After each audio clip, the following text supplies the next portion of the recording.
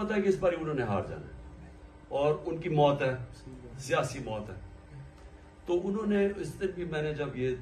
بند کیا، جب مجھے پتا چلا کہ شیلنگ ہو رہی ہے، تو میں نے کیوں وہ کہا کہ واپس ختم کرو، کیونکہ مجھے پتا تھا کہ لوگوں کو اشتعال آتا جا رہا تھا اور لوگوں نے ان کے اوپر حملہ کرنا تھا اور زیادہ لڑائی بڑھنی تھی اور وہ ان کو فائدہ پہنچنا تھا. اس لیے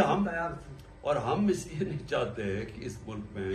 ایک تو انتشار ہو اور کسی صورت ہم یہ نہیں چاہتے. پتہ ہے کہ اس بار انہوں نے ہار جانا ہے اور ان کی موت ہے، سیاسی موت ہے.